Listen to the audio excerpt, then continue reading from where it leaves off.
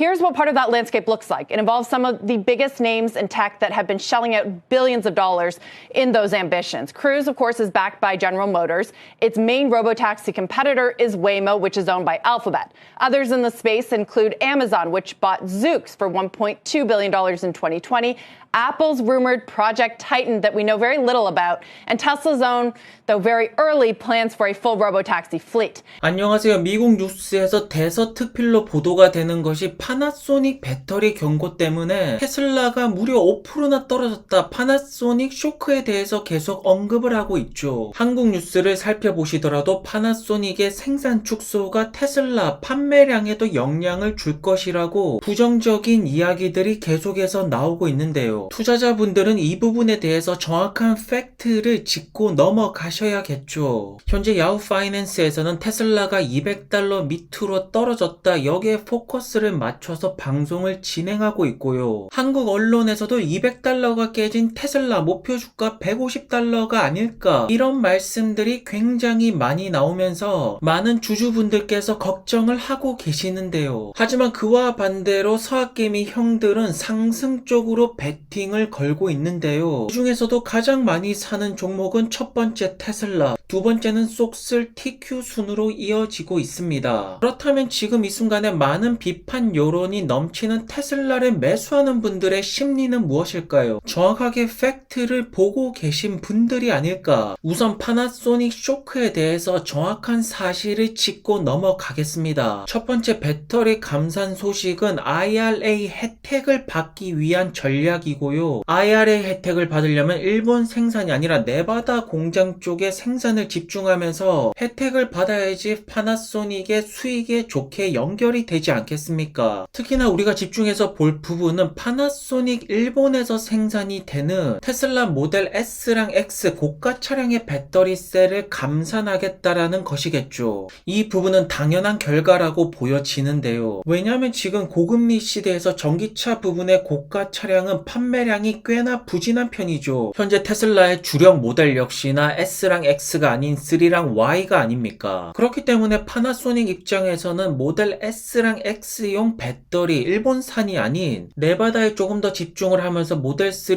Y용 배터리 셀을 늘리겠다라는 전략이겠죠. 어떻게 보면 굉장히 당연한 것인데 이것이 언론이 부풀이고 숏 세력들이 계속해서 바람을 부추기는 것이 아니겠습니까? 그리고 전기차 반도체 칩 업체에서 4분기 가이던스 하향을 했다라고 해서 테슬라가 파는 전기차 판매량이랑 레거시가 파는 전기차 판매량 자체가 다르죠. 레거시 업체들은 폭스바겐을 제외한다라면 몇만 대 수준이죠. 하지만 테슬라와 다른 레거시 업체들의 전기차 판매를 한꺼번에 묶어서 이렇게 공격을 하는 것은 역시나 공매도 세력 때문이 아닐까. 그렇다면 정말로 테슬라가 위기일까요? 나오는 숫자들은 지금 확실하게 반등이 나오고 있고 회복세는 시작이 되고 있습니다. 우선 중국 쪽의 보험 데이터를 보시면 3분기 초반 때 부진했다가 4분기부터 점차 반등세를 보여주고 있죠. 노란색이 초록색보다 점차 올라가는 차트가 나오고 있는데요. 지난 한 달 동안 꽤나 많은 판매 대수가 중국에서 늘어나는 것을 볼 수가 있고 저번 주에는 무려 10,000대나 찍어버렸죠. 확실하게 중국 시장에서의 판매량 회복세는 정확하게 나오고 있습니다. 하지만 언론 매체에서는 테슬라의 4분기를 굉장히 어둡게 보고 중국 시장에서의 판매량은 4분기에 반등세가 나오고 있는데, 그렇다면 투자자분들이 믿을 것은 언론의 말일지 아니면 이런 데이터 숫자를 보고 투자를 하는 것이 맞는 것일까요? 모든 것들은 숫자가 말해주지 않습니까? 비아디 같은 경우에는 최근 한 달 동안의 상승도 하락이 아닌 모습이 나오고 있는데요. 우선 물량이 어마어마하죠. 비아디는 1월달부터 9월달까지 본다라면 전기차 판매량이 89만 대, 하지만 하이브리드가 무려 87만 대입니다. 그렇기 때문에 사실상 물량 싸움을 하려면 테슬라가 하이브리드 차를 내놓지 않는 이상 비아디가 판매 숫자는 앞설 수밖에 없죠. 하지만 이제 막 중국 시장에서 모델 3 하이랜드의 딜리버리가 시작이 되었고 유럽 쪽에서도 이제 막 수출이 점차 진행이 되고 있죠. 즉 승부는 지금부터라는 뜻인데요. 하지만 언론과 공매도 세력들이 집중하는 것은 단기간 퍼포먼스이고 그렇기 때문에 테슬라 테슬라가 단기간에 역풍이 올 거라고 말씀을 하고 계시죠. 최근에 아무리 전기차 시장에 대한 비판 여론이 넘치더라도 그렇다고 하더라도 전기차 혁명이 오지 않을까요? 앞으로 5년 뒤에 과연 우리는 여전히 내연기관차를 탈 것일까? 그것이 아니라면 전기차를 탈 것일까? 정답은 이미 나와 있습니다. 거기에다가 기존 레거시 업체들은 구글, 엔비디아를 비롯한 외주 형태로 소프트웨어가 거의 결정이 되고 있는데 이 부분을 수직 통합으로 구축하는 테슬라에게는 당연하게도 높은 밸류에이션을 부과해야 되는 것이 아닐까. 그리고 레거시 업체들은 노조 파업 때문에 굉장히 곤란을 겪고 있는데요. 스웨덴에서 테슬라의 노동자분들은 노조 가입을 거부하고 있습니다. 노조 파업을 안 한다라는 것이겠죠. 현재 테슬라의 차트 같은 경우는 200일선을 깨지고 $200 밑에서 현재 거래가 되고 있는데요. 그래서 최근에 서학개미 형들이 많이 줍줍을 하고 계신 것이 아닐까요? 기관들의 목표 주가를 보시면 $380를 외치시는 분들은 테슬라를 테크 기업으로 보시는 것이고요. $85로 외치시는 분들은 테슬라를 자동차 기업으로 보시는 거겠죠. 현재 빅테크 기업들 중에서 가장 빠른 매출 성장률을 보여주는 것이 테슬라이지만 그만큼 PER 역시나 꽤나 높습니다. 많은 밸류에이션 미래 가치가 부과되고 있는 것은 사실이죠. 하지만 테슬라의 모델 3Y의 새 버전과 사이버 트럭이 이 고난과 역경을 충분히 헤쳐나갈 수 있을 거라고 봅니다. 물론 단기간 움직임은 숏 세력들이 조금 더 여세를 밀어붙일지도 모르겠지만 결국 롱텀으로 본다라면 숏 세력들은 박살이 나고 말겠죠. 언제나 그래왔듯이 말입니다.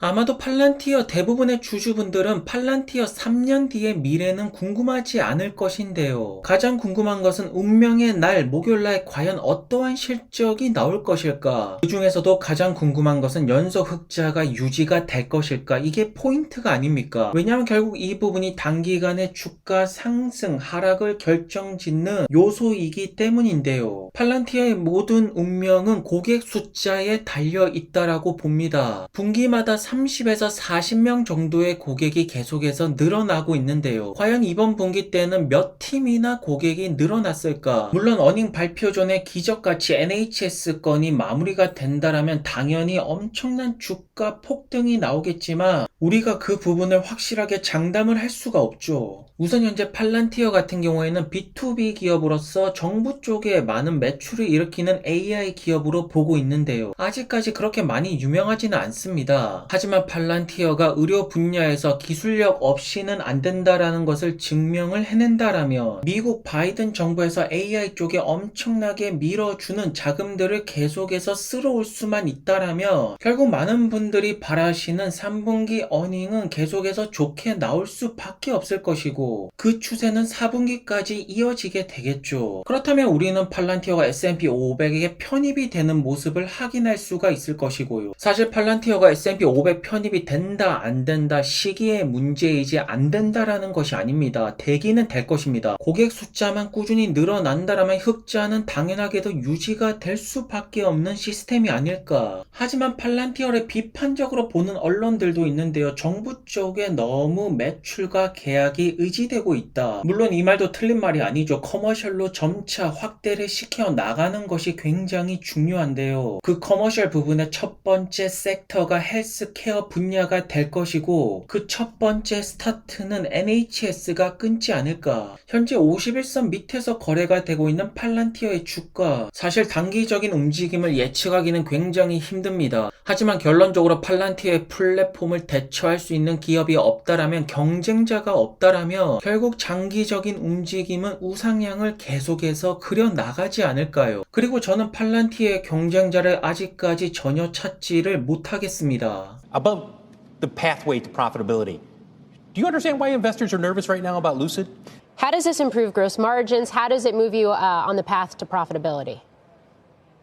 I think it's too early to determine that. 그리고 루시드 같은 경우에는 엄청난 대폭락이 계속해서 이어지고 있죠. 과연 이 대폭락이 언제 멈출 것일까? 과연 이 반등은 언제 나올 것일까? 이 부분이 가장 궁금하지 않을까요? 우선 3분기 어닝 같은 경우에는 어느 정도 숫자가 나온 상태죠. 왜냐하면 판매 대수가 늘지 않았고 생산 대수는 마이너스 32% 감소가 나왔기 때문에 3분기 어닝이 좋을 수는 없습니다. 판매 대수가 비슷하기 때문에 매출 역시나 살짝 상승하더라도 엇비슷하게 나올 것 같고요. 손실 역시나 비슷하게 나오지 않을까. 다만 사우디 공장으로 확장을 했기 때문에 운영 비용과 캐펙스는 어느 정도 나가면서 오히려 현금 흐름 같은 경우에는 마이너스 폭이 더 커질 수 있는 가능성 역시나 있습니다. 사실 루시드의 경영진이 미국에서 광고 홍보 비용으로 꽤나 많이 쓴 것 같은데요. 하지만 생각보다 판매로 이어지지는 않고 있죠. 그렇다면 루시드의 대폭락을 멈출 수 있는 방법은 딱 두 가지입니다. 첫 번째는 애리조나 공장에 있는 저 많은 루시드 에어 차량이 빠르게 딜리버리가 돼야 된다. 하지만 고금리 시대에서 생각보다 쉽지가 않고 미국 시장이 세단보다는 SUV 픽업 트럭이 대세가 아닙니까? 그렇다고 유럽 시장에서의 판매량이 좋은 것도 아니고 역시나 우리가 눈여겨볼 것은 중동 시장이 아닐까. 이미 3분기 같은 경우에는 끝났기 때문에 4분기만큼은 중동 시장 사우디에서 판매량 반전이 나와야지 주가 폭락이 4달러에서 멈출 수가 있습니다. 그리고 무엇보다도 중요한 것은 중국의 럭셔리 시장에서 BMW, 아우디, 벤츠랑 상대로 어느 정도 승률을 거두어야 되는데요. 중국 진출이 생각보다 빨리 안 나오고 있죠. 이렇게 빨리 안 나오는 것을 본다라면 조인트 벤처 확률이 꽤나 높은데 과연 중국 시장에서 어떻게 판매량을 높일 수가 있을까? 왜냐하면 지금 전기차 전환율이 가장 빠른 곳이 중국이고 중국이 럭셔리 세단을 좋아하는 곳이죠. 사실 여기가 최대 시장이라고 우리는 볼 수가 있습니다. 하지만 이 모든 방향성을 결정하는 것이 PIF와 무하마드 빈 살만이 형이라면 과연 지금 어떠한 결정을 내리고 있을까요? 우선 4분기에 루시드는 사우디 공장에서 생산에 들어갔고요. 생산 대수만큼은 어느 정도 확실하게 늘어날 것 같은데 중요한 것은 주문 대수겠죠. 그리고 많은 분들이 기대하시는 그래비티 같은 경우에는 실질적인 생산은 1년이 넘게 남았기 때문에 죽이 되든 밥이 되든 루시드 에어로 계속해서 승부를 봐야 되고 결국 루시드 에어의 판매 대수가 올라가야지 이 대폭락이 멈출 수가 있습니다. 과연 빈 살만이 형은 어떠한 선택을 할 것인가요? 현재 전 세계 수많은 유명한 투자자분들은 리세션이 시작이 될 것이다. 경기 침체가 올 것이라고 말씀을 하시는데요. 연준에서는 계속해서 소프트 랜딩을 말씀을 하고 있고 여전히 우리는 고금리 시대에서 살고 있습니다.